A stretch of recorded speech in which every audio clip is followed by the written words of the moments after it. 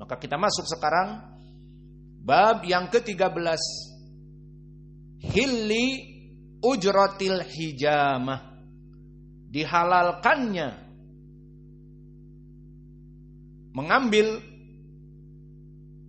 uang atau makanan atau kita katakan jasa dari pembekam. Maka dihalalkan orang yang berbekam untuk membayar jasa.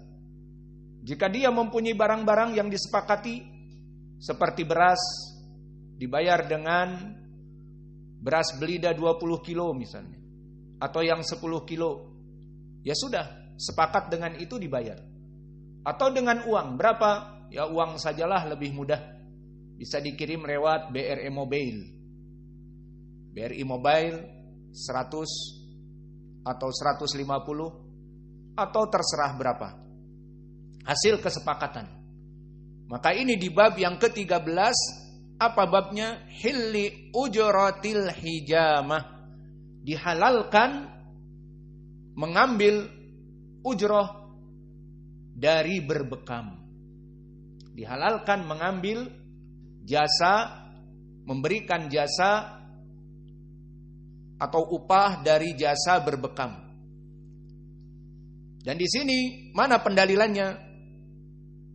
Maka di bab yang ke-13 kita akan membicarakan tentang lihat bagaimana bolehnya orang yang dibekam membayar kepada yang membekam dan orang yang membekam menerima. Menunjukkan perbuatan ini halal di dalam Islam. Dan siapa yang melaksanakannya? Nabi Muhammad. Maka hadis yang pertama di bab ke-13 ini tentang bolehnya orang yang membekam seseorang kemudian diberikan upah.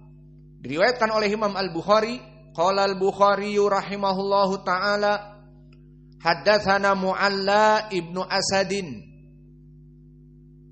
haddatsana Wuhaib an ibni Tawus an abihi, yakni Tawus an ibni Abbas. Sanad ini telah kita lewati di bab yang terdahulu. Berkata Rasulullah berkata Ibnu Abbas bahwa Nabi sallallahu alaihi wa ala alihi wasallam ihtajama wa a'tal hajjama. Bahwa Nabi berbekam dan memberikan al-hajjam. Al-hajjam ala sigatil fa'il. Bahkan bukan hanya fa'il saja, tetapi sigah mubalaghah, maknanya orang ini profesional. Memang pekerjaannya itu. Maka hajama menjadi hajjam ala wazan fa'al. Seperti seseorang yang bekerja di kayu, tukang bikin pintu. Apa namanya? Najjar. Asalnya najaro fiilnya. Maknanya tukang kayu. Bikin lemari, bikin pintu. Maka orang profesinya ini dinamakan apa? Najjar. Contohnya chief in English. Bahasa Indonesianya koki, tukang masak. Apa bahasa Arabnya biasanya? Tobeh. Namun karena dia profesional dalam memasak, maka dia disebutkan dengan tobah ala wazan fa'al. Maka di sini pun seorang pendusta. Kalau dia pendusta biasa, anta kadhib, kamu seorang pendusta. Jika biasa tukang ngobrol bohong atau demikian bohong. Namun kalau dia memang sudah menjadi profesional tukang bohong, tukang tipu, menipu manusia, keluar uangnya berjuta-juta, bukan hanya satu, dengan lisannya ditipu, dengan ucapannya, dengan perbuatannya. Maka di sini juga seorang rawi hadis yang mana dia itu pemalsu hadis. Dia bukan hanya berdusta dari ucapan manusia, tapi berdusta atas nama Nabi. Disebutkan hadis yang dikarang dari kepalanya. Dia buat sanadnya sendiri. Dia buat dari sahabat an Abi Hurairah, an Anas. Kemudian lafadznya dia buat sendiri. Maka di sini disebut dengan apa? Sigah mubalaghah, kadzab ala wazn fa'al. Maka kembali di sini. Ihtajama Rasulullah sallallahu alaihi wasallam wa aqtal hajjam ala wazn fa'al. Hajjam, kadzab, tobah, apalagi? Tadi kami misalkan. Kadzab, tobah, hajjam, najjar, itu semua profesi-profesi sigoh mubalaghah dari perbuatan seseorang yang memang profesinya. Maka begitu pun di sini, Nabi berbekam, wa aqtal hajjama, dan Nabi memberikan orang yang membekam dari profesinya, ajrohu, dari jasanya. Maka di sini kalimat a'ta barakallahu fikum fi'lun madhi yang muta'addi. Dia membutuhkan kepada maf'ul. Maka disebutkan wa a'tal hajjama ajrohu. Dan Nabi memberikan, siapa fa'il Nabi? Al-hajjama maf'ul awal. Memberikan kepada siapa? Kepada tukang bekam. Nah, tinggal butuh kepada maf'ul yang kedua. Apa yang diberikan? Ujrohu, jasanya, uang, ataupun apa saja. Nanti akan dijelaskan di hadis-hadis yang setelahnya. Maka di sini menjadi pendalilan Nabi sendiri berbekam dan memberikan kepada sahabat yang membekamnya uang ataupun makanan sebagai jasa. Maka ini menjadi pendalilan jelas bahwa mengambil upah dari berbekam adalah halal. Karena Nabi dulu melaksanakannya. Jika dia haram seperti tadi, kasbu al-bagi au mahrul bagi khabith, bahwa membayar pelacur yang telah melayaninya haram, maka ini jelas haram. Nabi tidak mempraktekkannya. Dan juga menjual anjing tadi dinamakan naha, Nabi melarang. Dan juga khabith dengan lafaz yang buruk, dan Nabi tidak melaksanakannya. Maka dari hadis yang sebelumnya yang 3, larangan tentang menjual anjing dan larangan juga membayar upah pelacur, kemudian membayar orang yang membekamnya. Maka dari 3 perkara ini yang dihalalkan cuman 1 di dalam hadis ini. Dengan perbuatan Nabi itu sendiri. Ihtajama wa aqtal hajjama ajrohu. Bahwa Nabi berbekam dan Nabi memberikan bagi orang yang membekamnya jasanya. Selesai dari hadis yang pertama. Kemudian hadis yang kedua, berkata Al-Imam Al-Bukhari rahimahullah, masih diriwayatkan oleh Imam Al-Bukhari dari sahabat yang lain. Kalau tadi dari Ibni Abbas, sekarang dari Anas Ibni Malik. Haddatsana Muhammad bin Muqatil, akhbarana Abdullah, akhbarana Humaid at-Tawil an Anas. Maka di sini sanadnya sanad yang ali, hanya 4 rawi. Maka disebutkan dari Anas Ibnu Malik, anahu su'ila an ajril hajjam, bahwa Anas Ibnu Malik seorang sahabi yang hidup di zaman Nabi, dan dia seorang yang faqih. Ditanya oleh tabi'i, yakni Humaid at-Tawil, muridnya seorang tabi'i. Su'ila an ajril hajjam, ditanya tentang boleh tidak membayar ongkos jasa dari seorang yang membekam. Faqala ihtajama Rasulullah sallallahu alaihi wa ala alihi wasallam hajamahu Abu Thayyibah, bahwa Nabi pernah berbekam dan yang membekamnya Abu Thayyibah. Dijelaskan siapa yang membekamnya. Kemudian dijelaskan bagaimana bolehnya membayar biaya bekam.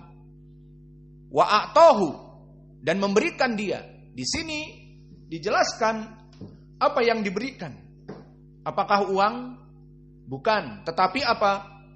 so'ain min ta'amin. Dibayar dengan so'ain. So'ain berarti seperti apa? Membayar zakatul fitr. So'ain min ta'amin. 2 so' dari ta'am. Berarti sama seperti membayar zakatul fitr. Ingat hadis-hadis zakatul fitr dari Abi Sa'id Al-Khudri, dari Abdullah bin Umar, farada Rasulullah sallallahu alaihi wa ala alihi wasallam, bahwa Nabi mewajibkan kepada kaum muslimin so'ain min burrin wa so'ain min tamrin wa so'ain min akitin wa so'ain min zabib. Maka Nabi memerintahkan pada setiap bulan Ramadan membayar zakatul fitr so'ain. Mana so'ain adalah 2 so'. 2 so' adalah tangan yang besar seperti ini, 1, 2. Misalnya di sini gandum ataupun beras yang mudah, 1, 2. Itu dia so'ain. Ataupun so'ain ini bisa diukur dengan kaleng susu seperti digunakan di Indonesia, dan juga di Arab ada mud namanya, maka arba'atu amdad. Jadi 1 so', 2 kaleng susu misalnya. Kita artikan kaleng susu biar mudah.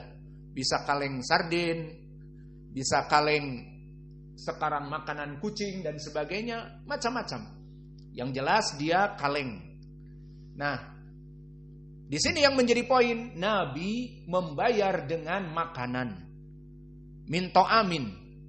Maka ini yang menjadi pendalilan dari permasalahan bolehnya mengambil upah dari seorang bekamers dari hasil bekamnya, dan menjadi pendalilan membayarnya orang-orang yang dibekam oleh orang-orang yang membekamnya. Maka ini makna dari hadis ini. Maka faedah dari hadis ini barakallahu fikum, di dalam 2 hadis, baik dari Ibni Abbas dan baik dari hadis Anas, keduanya sama menceritakan bagaimana Nabi dulu dibekam. Di hadis Ibni Abbas, Nabi memberikan ujroh. Apa ujroh? Jasanya. Disebutkan hanya membayar jasanya. Bisa jadi uang berbentuk dinar, dirham, atau bisa jadi makanan. Yang jelas di sini bersifat umum. Diperbolehkan membayar jasanya. Kemudian di hadis dari Anas dengan terang-terangan Nabi membayar so'ain min ta'amin. Nabi membayar dengan 2 so' dari makanan. Wallahu a'lam makanan apakah kurma, apakah bur ataupun gandum, apakah zabib, yang jelas makanan orang Arab pada zaman itu. Dari 2 hadis ini barakallahu fikum jelas pendalilan bagi kita bahwa permasalahan mengambil upah bagi seorang bekamers itu hukumnya boleh. Dari mana? Dari perbuatan Nabi itu sendiri. Maka Nabi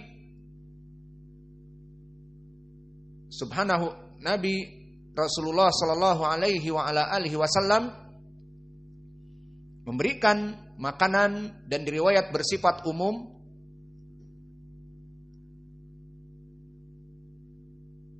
Maka di sini menjadi pendalilan tentang bolehnya. Maka sebelum kita tutup bab ini, kita jadikan permasalahan ini dari segi fikih. Maka dalam permasalahan pemberian jasa dan mengambil jasa dari para bekamers, telah ikhtilaf para fuqaha tentang permasalahan ini menjadi 2 pendapat yang masyhur. Lihat dari 2 pendapat, apa ucapan para fuqaha. Ucapan yang pertama, mereka mengatakan makruh. Ucapan yang kedua, mubah. Hanya 2. antara makruh dengan mubah. Tidak ada yang mengharamkan. Iya apa tidak? Kalau ada yang mengharamkan, semuanya akan kembali kepada hadis Nabi. Kalau kamu mengharamkan mengambil upah dari berbekam, dulu Nabi memberikan so'in. Berarti Nabi melaksanakan perbuatan dosa. Seperti Nabi menjual anjing, misalnya mengambil uangnya, ataupun seperti disamakan dengan harga dari pelacur, maka berbeda. Orang yang berbekam dari hadis-hadis terdahulu dinamakan kasbul khabith, dan juga dinamakan dengan syarru al-kasb, dan bahkan naha Rasulullah, maka semuanya dipalingkan kepada makruh. Maka dari khilaf para ulama tidak ada yang berani mengatakan haram. Kenapa? Karena Nabi membayar sahabat dengan so'in. Maka dari ikhtilaf para ulama mana yang rajih? Yang pertama mengatakan makruh, dan yang kedua mengatakan halal. Dan ikhtilaf ini dikarenakan hadis-hadis yang terdahulu. Seperti tadi lafaz kasbul hajjam khabith. Penghasilan hajjam itu khabith.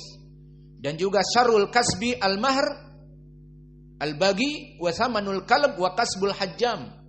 Dan juga naha Rasulullah SAW an kasbil hajjam yang sanadnya sahih diriwayatkan oleh Imam Ahmad.